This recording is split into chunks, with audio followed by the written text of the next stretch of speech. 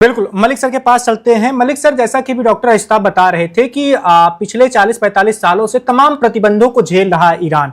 दुनिया के ज्यादातर देशों से ना तो वो व्यापार कर सकता है, क्योंकि अमेरिका ने दुनिया के देशों को डराकर रखा हुआ है कि ईरान के करीब जाओगे तो हमारा सामना करना पड़ेगा। फिर भी युद्ध शुरू हुआ तो हमने देखा कि ईरान पूरी मजबूती के साथ लड़ा है, झुका नहीं है वो। उसके पास मिसाइलों का काफी अच्छा जखीरा था, ड्रोन काफी अच्छे थे उसके, काफी ज्यादा ड्रोन अटैक किए उसने, खाड़ी के देशों में हाहाकार मचा दिया, वहां के पर्यटक भाग खड़े हुए।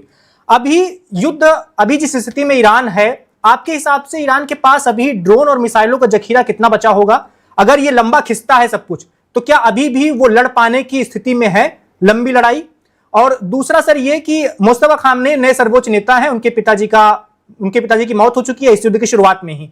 वो ईरान को कैसे आगे ले जाने वाले हैं आपके हिसाब से? जैसा कि भी डॉक्टर अशताब बता रहे थे, क्या ईरान अब और ज्यादा कट्टर होता जाएगा? बदला लेने की बात होगी जैसे कि बार बार कही भी जा रही है। जी वैभव जी, इस बात चलिए मैं अपने स्टेटमेंट को थोड़ा सा उल्टा शुरू करता हूं। सबसे पहले मैं कंक्लूजन से शुरू करता हूं, फिर उसको एक्सप्लेन करता हूं। कंक्लूजन यह है कि Iran with in the Iran निश्चित रूप से ज्यादा कट्टर होगा। बिल्कुल डॉक्टर साहब की बात बहुत ही बिल्कुल सटीक है, क्योंकि उनका और जितना मुझे ज्ञान है, डॉक्टर साहब खाड़ी में उन्होंने काफी वक्त बिताया है, तो वो वहां के लोगों की जहनियत को बेहतर समझते हैं। दूसरी बात यह है कि ऐसा क्यों होगा।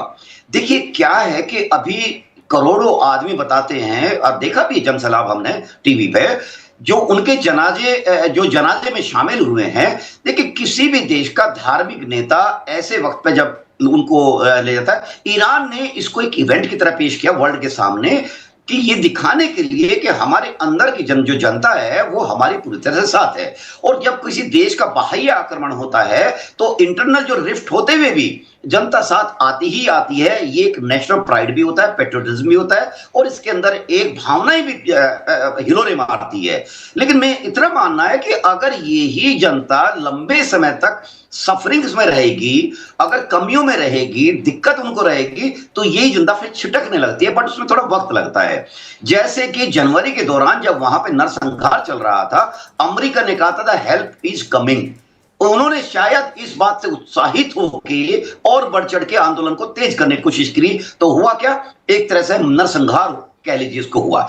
देखिए मैं ईरान की आज की जो स्थिति है, जो आपने सवाल पूछा, उसके मिसाइल ड्रोन का जखीरा, निश्चित रूप से ईरान को इस बात का आलम था कि अमेरिका या इजराइल जिसके साथ भी उसके होंगे युद्ध होंगे, तो उसमें इजराइल के साथ अमेरिका जरूर आएगा।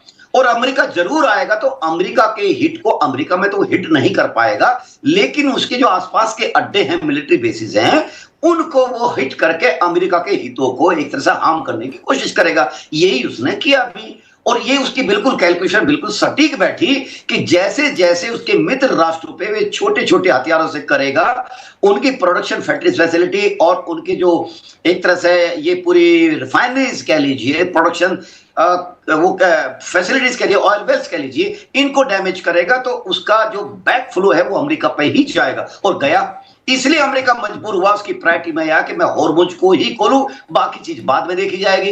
एटॉमिक इश्यू पीछे चला गया, बैक बर्नर पे, फ्रंट पे आ गया हॉर्मुज, क्योंकि किसी भी कीमत पर ईरान इसको नहीं छोड़ना चाहता, अंत तक लड़ेगा भी। अब बात आता हूं कि ये कैसे संभव हो रहा है। देखिए इसमें कोई शक नहीं, चाइना की बैकिंग पूरी है। और चाइना क्यों है, देखिए एक तो मानेंगे वर्ल्ड की नंबर 1 व्यवस्था, नंबर 2 अर्थव्यवस्था, दोनों में हमेशा कंपटीशन रहता ही रहता है। और ये जब कंपटीशन हुआ है, ये आज से नहीं हुआ, ये एक तो देखा जाए लंबी कहानी है, लेकिन चलो मैं इसको 1 साल पीछे ले जाता हूं। ट्रंप साहब ने जब टैरिफ कार्ड खेलना शुरू किया, उन्होंने पूरी दुनिया में दुश्मन बना लिए। लेकिन जब चाइना का नंबर आया, उन्होंने टैरिफ बढ़ाया, तो चाइना ने उनको रिवर्स कर लगा दिया। अब हुआ क्या है कि ट्रंप साहब को यह लगा कि मैं चाइना के साथ मिलिट्रीली तो उसको एंगेज नहीं कर सकता, करना भी नहीं चाहिए, समझदारी की भी बात है। लेकिन उन्होंने क्या किया कि वेनेजुएला पे ये संदेश दिया, वेनेजुएला के राष्ट्रपति को उठा के पत्नी समेत, कि यहां पे मैं कब्जा कर सकता हूं, तो ईरान पे अगर मैं कब्जा हो जाए समाओ, तो ईरान से जो 90% ईरान की एक्सपोर्ट सप्लाई है एनर्जी की, वो चाइना को जाती है, तो उसको भी टाइट करो। तो इस तरह से चाइना को इस तरह से उन्होंने उसकी इकोनॉमी पे हर्ट करने की कोशिश करी। लेकिन चाइना शैडो फ्लीट के थ्रू उसकी जो दूसरी कंपनियां हैं जो कि अमेरिकन प्रतिबंध के बाहर होती हैं, उनके थ्रू चाइना ने एक तरह से उसका इंपोर्ट जारी रखा। यही रीजन है कि अभी गल्फ ऑफ ये अपना स्टेट के जो बाहर जितने पोर्ट हैं ईरान के, उन पर अटैक अब हो रहा है। और अगला नंबर मेरा तो ऐसा कहना है, अगर ये बात नहीं बनती है तो मुझे लगता है खार्ग पे भी नंबर आएगा, क्योंकि अमेरिका का ये मानना है कि अगर ईरान को इकोनॉमिकली टाइट करना है तो खार्ग से जो वो सप्लाई कर ही नहीं पाएगा तो उसके अंदर पैसा कहां से आएगा। उसकी उसकी जो अर्थव्यवस्था के अंदर जो पैसा पंप इन होता है वो उसकी 90% खार्ग का एक्सपोर्ट होता है। तो ये सब चीजें देखते हुए, चाइना एंगल देखते हुए, मुझे लगता है कि अमेरिका ने अब इकोनॉमिकल जो टाइटनिंग का, स्क्वीजिंग का जो दांव खेला है ये वो जारी रखेगा। और इसमें जरूरी नहीं कि डेली एयर अटैक होंगे, अटैक होंगे, अटैक आएंगे, एज रिएक्शन भी हो सकते हैं, प्रीएम्प्टिव भी हो सकते हैं, टारगेट ओरिएंटेड भी हो सकते हैं। क्योंकि जैसे ही मोसाद या सीआईए अपने टारगेट को पकड़ेंगे कि टारगेट का फ्रीक्वेंसी मिल गई है, टारगेट की लोकेशन मिल रही है, 100% वो उसको अटैक करेंगे, उसको एलिमिनेट करने की कोशिश करेंगे। तो ये शेर और मात का खेल अभी हम कुछ देखने वाले हैं अगले आने वाले कुछ समय में। जी वैभव। बिल्कुल, अगले सवाल की ओर बढ़ते हैं। जैसे मलिक सर ने बताया, डॉक्टर इस्ताब, ईरान क्या सच में बातें तो खूब हो रही हैं, चीन और रूस ये दो ईरान को पर्दे के पीछे समर्थन देते आए हैं लंबे समय से, ऐसा कहा जाता है। इस युद्ध में, युद्ध से पहले या अब, अभी जैसे एक खबर आई थी कि रूस का एक सबसे सीक्रेट प्लेन जो है वो ईरान पहुंचा हुआ है, ऐसी खबर मीडिया में खूब चल रही है। आपको लगता है कि कोई मदद दी जा रही है दोनों देशों के द्वारा पर्दे के पीछे से, वो चाहे सैन्य मदद हो, हथियारों की मदद हो या किसी और तरह की मदद? देखिए, पर्दे के पीछे मदद हो रही होगी, फ्रंट में तो कुछ ऐसा है नहीं। और अमेरिका ने तो सारे प्रतिबंध पिछले 47 साल से लगा रखे हैं, हथियारों पे भी प्रतिबंध, तेल बेचने पे प्रतिबंध, क्या क्या नहीं किए हैं। उसके बाद भी अगर चीन और रूस से आ रहा है तो दैट मीन्स कि अमेरिका की वो ताकत नहीं है कि उसको रोक ले, नंबर 1। नंबर 2, अमेरिका भी अकेला नहीं है, अमेरिका को भी तो सपोर्ट कर रहे हैं। अमेरिका को पूरे गल्फ के देश, अमेरिका को इजराइल का पूरा कंधे से कंधा मिला के खड़ा है। और कहीं ना कहीं यूरोप के नेटो के देश भी, जो खबरें आ रही हैं, वो भी तो सपोर्ट गाहे बेगाहे कर ही रहे हैं। इटली ने भी क्लेम किया वहां अभी नेटो के जो चीफ है उन्होंने खुद कहा कि हमने 5000 वहां से फ्लाइट को जाने दिया, उसको सहयोग किया। तो अमेरिका भी अकेला नहीं लड़ रहा है, वो भी तो कोalition की कोशिश उसने बहुतेरे की, कोई उसके साथ सामने खड़ा होने के लिए तैयार नहीं है। आखिर अमेरिका की ये हालत क्यों हो गई है? अमेरिका भी अकेला नहीं लड़ रहा है और ईरान भी कोशिश कर रहा है। ईरान का ये दुर्भाग्य है कि चीन और रूस इतने उसके करीबी होते हुए भी खुल के नहीं आ रहे हैं। रीजन्स उसके ऑब्वियस हैं, रूस अपने यूक्रेन लड़ाई में फंसा हुआ है और चीन बहुत चतुर है। चीन को अपने व्यापार की चिंता है, वो व्यापार खाड़ी देशों से भी करता है, ईरान से भी करता है, यूरोप और अमेरिका तो सबसे बड़ा उसका एक तरह से एक्सपोर्ट डेस्टिनेशन है। तो चीन तो खुल के आएगा नहीं, चुपचाप वो चाहेगा कि ये लोग बिजी रहें, ये लोग व्यस्त रहें, लड़ाई करते रहें और चीन अपनी जो चाल को है या अपने व्यापार को साधता रहे। और इस बीच ये देखिए जो अभी हालात हैं, एक तरफ से ईरान में भी कई प्रतिबंध लगे हैं। अभी खबर आई है कि यूनाइटेड किंगडम ने, ब्रिटेन ने IRGC को टेररिस्ट ऑर्गेनाइजेशन घोषित किया है। तो ये टेररिस्ट को घोषित किया है, इसके पहले इसके ईरान के प्रॉक्सीज को बैन किया गया है। तो हर तरह से इसके सप्लाई चेन को, इसके सपोर्ट को, इसके फाइनेंशियल इकोनॉमी, वॉर इकोनॉमी को पूरी तरह से दुनिया के ज्यादातर देशों जो अमेरिका के सहयोगी हैं उन्होंने तोड़ा है। और इसकी वजह से ईरान तो बहुत ज्यादा कमजोर हुआ, उसके बावजूद भी अगर वो खड़ा है, उसकी सिर्फ एक वजह है कि हॉर्मुज को उसको क्लोज भी नहीं करना है, सिर्फ उसको समय समय पे दिखाते रहना है कि हॉर्मुज में हम खड़े हैं। एक पटाखा छोड़ो, किसी की हिम्मत नहीं है कि हॉर्मुज से वो शिप लेके चला जाए, तेल निकाल ले। और यही उसकी विजय भी है। टूट के भी, खत्म हो के भी वो अमेरिका को एक सीख देके जा रहा है कि अननेसेसरी कहीं भी अगर इस तरह से इंटरफेयर करोगे तो उसका कोई ना कोई जवाब मिलेगा। और आज अमेरिका का प्रभुत्व पूरी दुनिया में, उसकी साख, उस पे भरोसा दुनिया का घटा है। क्योंकि जो बहाने लेके वो चलता है, चाहे वो ईरान में हो, चाहे वो वियतनाम में हो, चाहे वो अफगानिस्तान में हो, उसकी कीमत अमेरिका को चुकानी अब ज्यादा पड़ रही है। जी बिल्कुल, बातचीत के आखिरी हिस्से में अमेरिका और ईरान से आगे बढ़कर उन देशों के मुद्दों पर चलते हैं जिनका भी इंटरेस्ट है इस युद्ध में। एक तो नेतन्याहू का देश है जो सीधे तौर पर युद्ध में शामिल है। मलिक सर के पास चलेंगे। सर, नेतन्याहू और उनकी टीम अभी क्या चाह रही होगी? युद्ध लंबा खिंचे और हमले हों? और सऊदी अरब क्या चाह रहा होगा, जो पारंपरिक तौर पर दुश्मन माना जाता है ईरान का? शिया सुन्नी का विवाद पुराना है, फिर भी सऊदी अरब की अभी क्या चाहत होगी? वैभव जी, देखिए, सऊदी अरब को समझने के लिए हम थोड़ा सा इस बात को अवॉइड करेंगे। देखिए, इस्लामिक मुल्क में 4 बड़े उम्मा खड़े हुए जो कि इस्लामिक वर्ल्ड को लीड करने की हैसियत अपनी महत्वाकांक्षा रखते हैं। देखिए, सऊदी अरब इसलिए कि वहां से उनका जो रिलीजन है वो स्टार्ट होता है और वहां पर उनके जो बड़े पायस और पवित्र स्थान है वो वहां पर स्थित है। दूसरा, तुर्की जो नेटो का मेंबर है, वो अपना ऑटोमान एम्पायर के ऊपर अपना दम भरता है। तीसरा, ईरान खड़ा हो जाता है कि मैं सबसे बड़ी पावरफुल अर्थव्यवस्था हूं पूरे गल्फ कंट्री, तो वो नहीं है, लेकिन पूरे के पूरे अगर मैं गल्फ को मिला दूं तो ईरान कहता है कि मैं सबसे बड़ा पावरफुल हूं, इसलिए मैं इस्लामिक मुल्क को लीड करूंगा। और यही करते हुए उसने अपने जो आर्म्स है ना, लेफ्ट राइट आर्म्स, यानी ये 3H जो है, खासकर मेनली 14-15 उसने ग्रुप बनाए, जिसमें ये अंसार अल्लाह इधर बैठा दिया, यमन के अंदर बैठाया, और उधर आपका हिजबुल्लाह और हमास बैठाया। देखिए, ये उसने इसी चीज को अपना प्रभुत्व स्थापित करने के लिए, दबदबा बनाने के लिए किया। कोई फिलिस्तीन का मुद्दा हल नहीं करना चाहता इनमें से। इतने मुद्दे हैं पूरे वर्ल्ड के जितने मुस्लिम उम्मा हैं, किसने मुद्दे उसके फिलिस्तीन के लिए सीरियसली काम किया? सब के सब उसको एक पॉलिटिकल टूल, एक जिंदा रखना चाहते हैं, सो दैट उनके पास कन्फ्रंटेशन करने का या इजराइल के खिलाफ एक हथियार उठाने का एक मुद्दा मिले। अब चौथा, इनमें से चौथा चौधरी आ जाता है, पाकिस्तान। वो कहता है मैं इस्लामिक एटम बम लेकर घूम रहा हूं, इसलिए चौधरी मैं हूं। लेकिन उसको चौधरी बनने कौन देगा? एक ऑटोमन एम्पायर का जो मुखिया बैठा है उधर, और दूसरा बैठा है अरब। तो ये कहानी इनके बीच में टसल चलती रही है इस ऑपरेशन से पहले। लास्ट ईयर का जो ऑपरेशन हुआ था उससे ने इस चीज को थोड़ा सा पर्दे के पीछे डाला। जो 12 दिन का ऑपरेशन हुआ था, अमेरिका इसराइल ने किया था।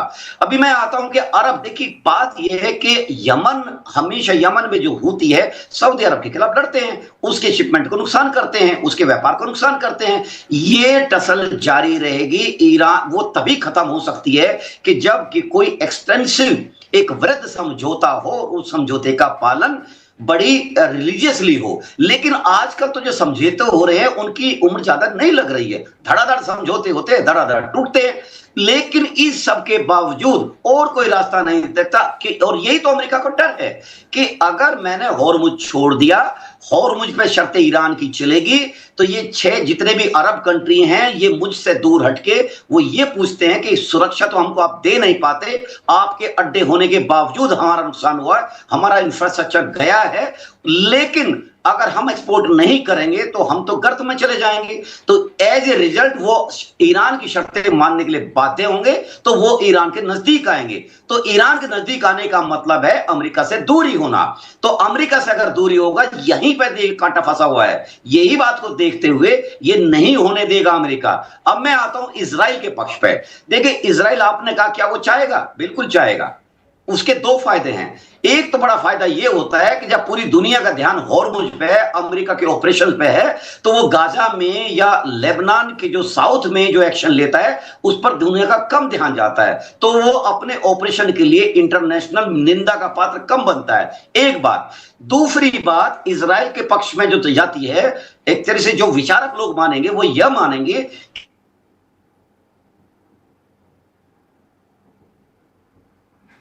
था, गाजा भी खाली कर दिया था, अपने वहां पे जो उनकी एस्टेब्लिशमेंट था उसको भी हटा लिया था, लेकिन उसके बाद उसके ऊपर अटैक जारी रहे। तो कोई भी कंट्री अगर अपनी पास्ट की गलतियों से सबक नहीं लेता है तो वो देश शनि शनि करके मिटने की तरफ बढ़ता है। मेरे ख्याल से अभी वहां के जो प्रधानमंत्री है, सरकार हैं, इसी बात से सबक लेके वो कह रहे हैं कि once for all let's settle this Hezbollah, Houthi and all these things. तो यही करके वो अपने को बफर एरिया का बनाते हुए अपने को सुरक्षित मोड में रखना चाहता है। और उसका मानना है इजराइल का कि offensive is the best defence, और यही बात करते हुए वो आगे बढ़ रहा है। जी वैभव। बिल्कुल, यही आखिरी सवाल डॉक्टर अजिताब से भी। सर, आपका क्या मानना है?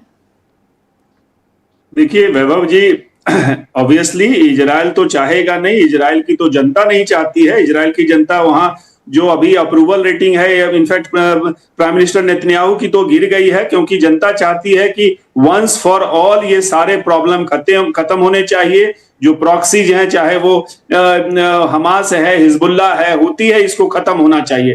तो जनता नहीं चाहती, इसलिए इजराइल की सरकार भी नहीं चाहती और उनकी मजबूरी भी है। लेकिन क्या ये खत्म करने से, सेफ सिक्योरिटी जोन बनाने से इजराइल 100% गारंटीड सुरक्षा है? मेरा मानना है नहीं, क्योंकि जिस ज्योग्राफी में इजराइल है, जिस तरह से पूरे मिडिल ईस्ट में वो घिरा हुआ है, उसकी गारंटी कोई नहीं दे सकता कि वो पूरी तरह से सेफ रहेगा। इसीलिए राष्ट्रपति ट्रंप ने कोशिश की, अब्राहम एकॉर्ड की, सुलह की, समझौते की, और उस तरह से इजराइल को एक रिकॉग्निशन मिले, एक म्यूचुअल अंडरस्टैंडिंग डेवलप हो, जो मुझे लगता है कि सही कदम भी था। लेकिन उसमें भी जो इस्लामिक कंट्रीज हैं या जो मिडिल ईस्ट के कंट्रीज हैं, वो उसके लिए बहुत कम कंट्रीज अभी तक तैयार हुए। मुश्किल से 4-5 कंट्री ने उस समझौते को माना। सऊदी अरब ने नहीं माना, तुर्की ने उधर नहीं माना है। और मुझे लगता है अगला जो ईरान के साथ समकक्ष खड़ा हो रहा है इजराइल के अगेंस्ट में,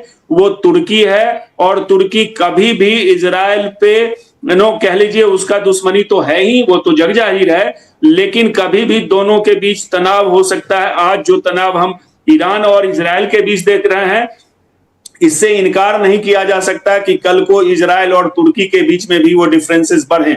तो ऐसे में इजराइल को कोई गारंटी नहीं दे सकता। अमेरिका 10,000 किलोमीटर दूर बैठ के अगर चाहेगा कि रिमोट कंट्रोल से चीजों को चला लें, मैनेज कर लें, अब वो जमाना नहीं रहा। शक्ति आपके पास है, लेकिन उस शक्ति से भी आप कितना कंट्रोल कर पा रहे हैं ईरान को? इतने सैंक्शंस के, इतनी तबाही के बावजूद भी आपकी भी एक लिमिटेशन है, ये अमेरिका को दिख गया। और एक अच्छा खासा डील, फिर से मैं कहता हूं, जो 2015 में अमेरिका के ही उस समय के राष्ट्रपति ओबामा ने किया था, उस डील को तोड़ के अब उससे बड़ा इनको कुछ चाहिए, वो बड़ा मिलने की दरकार दिख नहीं रही है। इसलिए वो छटपटाहट में है।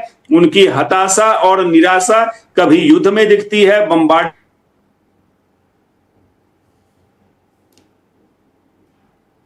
ये पेंच यहीं पे फंसा हुआ है, क्योंकि ईरान भी इतनी आसानी से झुकने वाली कौम नहीं है। वो भी चीजों को, अब जब हॉर्मुज उसके कब्जे में आ गया, तो वो चीजों को बड़े ही नाप तोल के, निगोशिएट करके अमेरिका से अपने रिश्तों पे बात करेगा, क्योंकि उसको भी डर है कि उसको आखिर गारंटी कहां से मिले। ये एमओयू हो गया, $300 अरब भी देने की बात हो गई, लेकिन क्या अमेरिका इतनी आसानी से देगा?